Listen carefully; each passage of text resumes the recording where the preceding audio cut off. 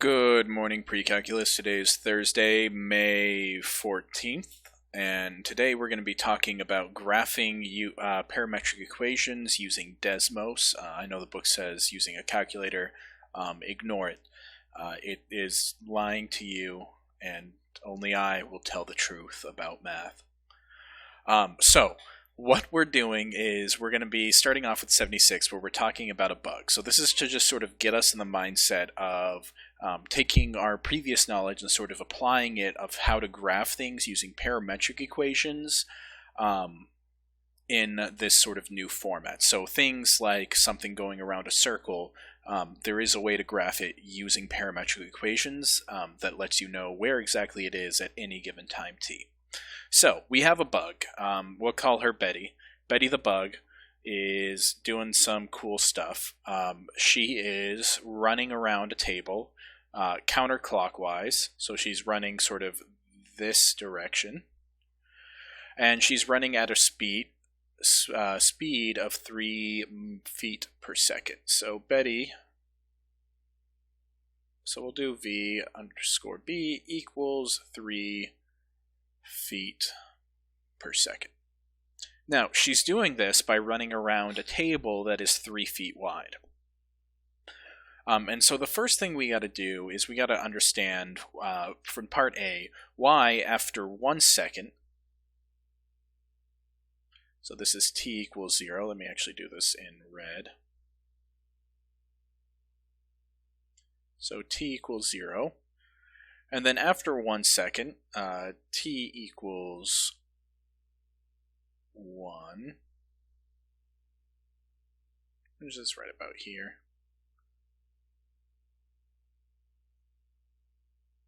Y, this angle, which we'll call theta, y theta equals 1 in radians. Now, one of the key things to sort of remember, radians is our relationship between the circumference and the radius. So in terms of radians, we have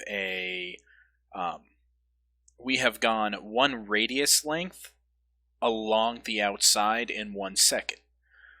So since we've gone 1 radius length, we have a angle in radians of 1.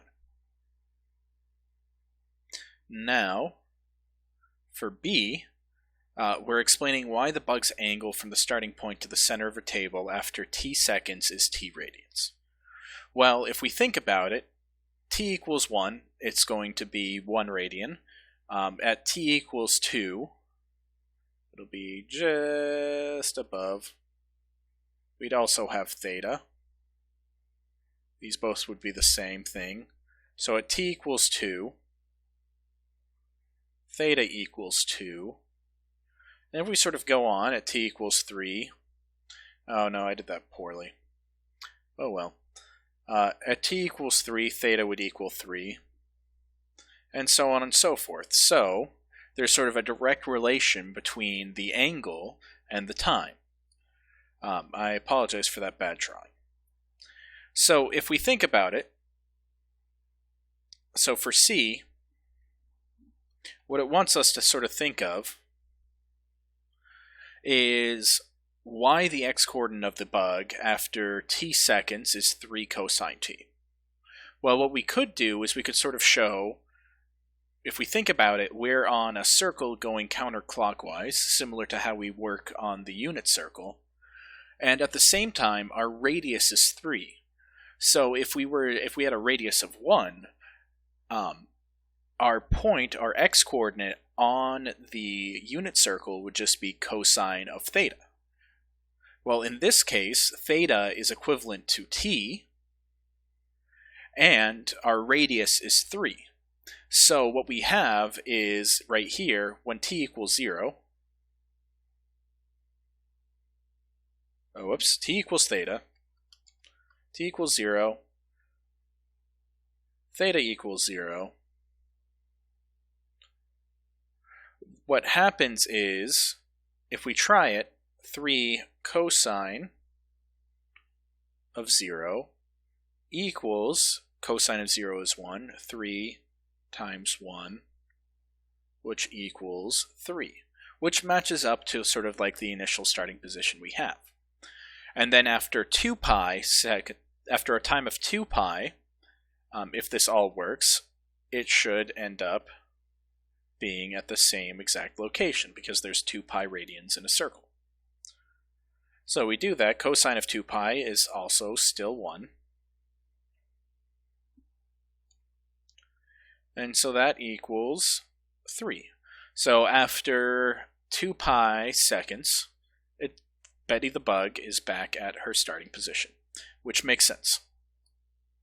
Now, the last thing is if we think about the y-coordinate, well, since we're sort of in the same realm as the unit circle, if our x-coordinate is 3 cosine t, and cosine on the unit circle always sort of is associated with the x direction, then like the unit circle, if we think of the y-coordinate is always associated with the sine of the angle.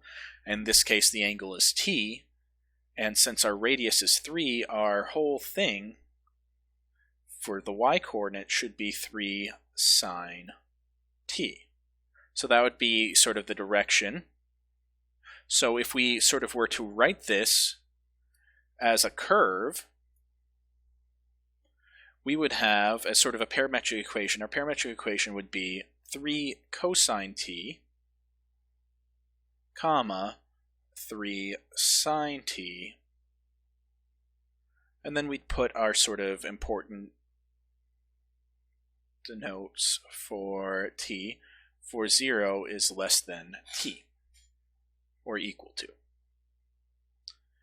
And now say we want to graph that. So to do that in Desmos, let me pull up Desmos here.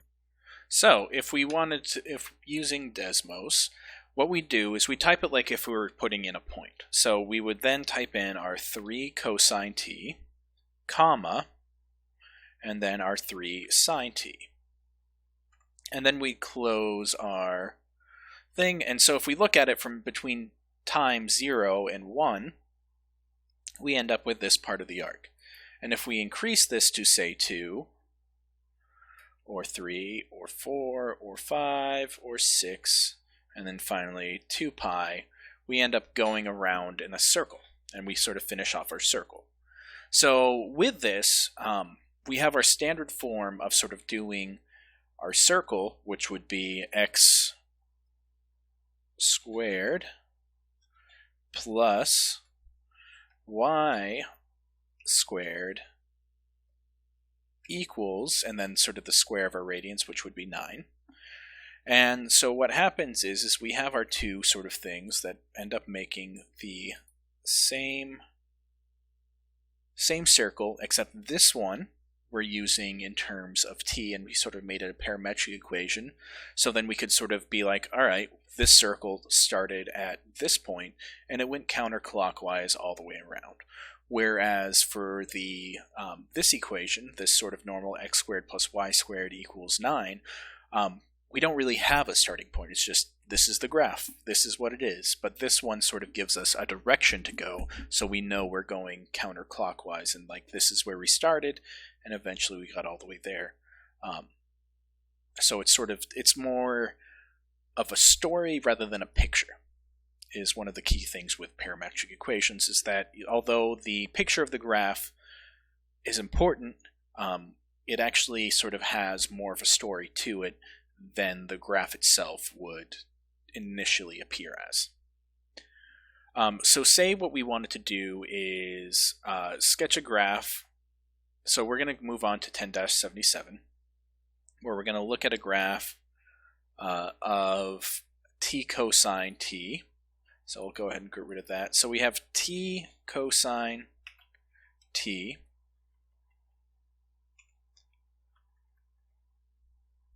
and then comma t sine t. We have 0 to 1, and then let's go to 2, and then 3, 4, 5, 6, 7, 8, because we want to go all the way up to, let me zoom out so we can sort of see it better.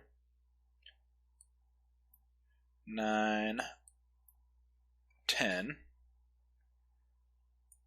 11, 12, no, not 13, 4 pi. So when we have this, let me hide the ebook for a moment. When we sort of do it out, we end up with this nice kind of cool spiral. One of the things I'll need to double check to see if there's a way for visualizations within Desmos to sort of show the t growing to that point, which is one of the nice things about graphing calculators when it comes to parametric equations, is that it actually draws it starting at the lowest t and going all the way to the highest one. So you actually get to see it form this entire spiral sort of at parts at a time, which is honestly really cool, which actually maybe we can do that with, say, n.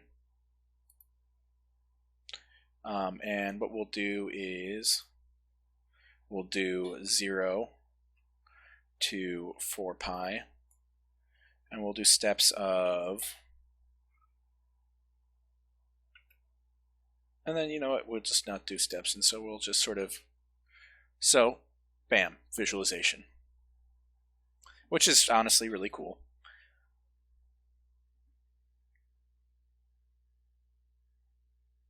So you can sort of see the whole spiral get built.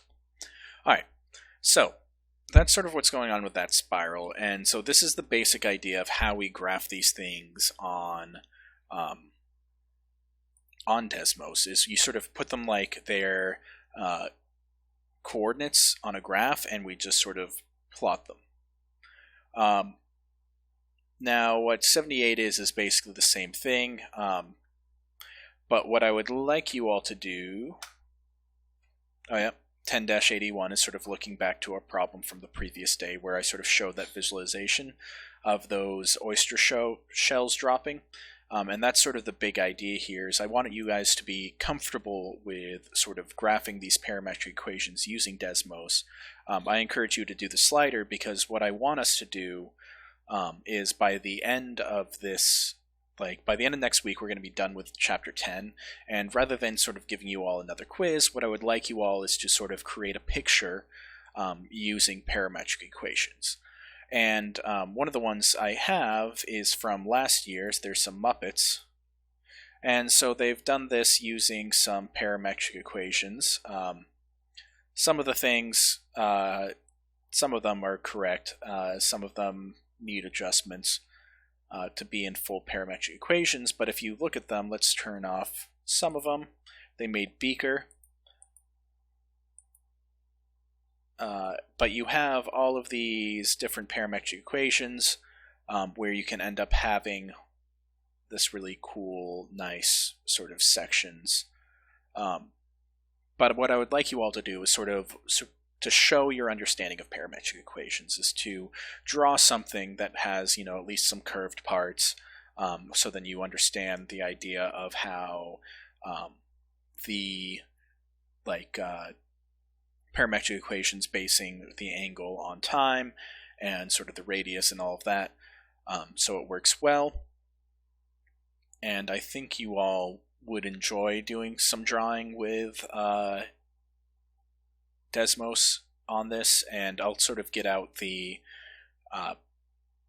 project guidelines for it tomorrow. But this is going to be the end of this video.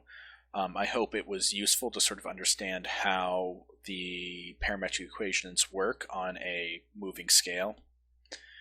And that's all.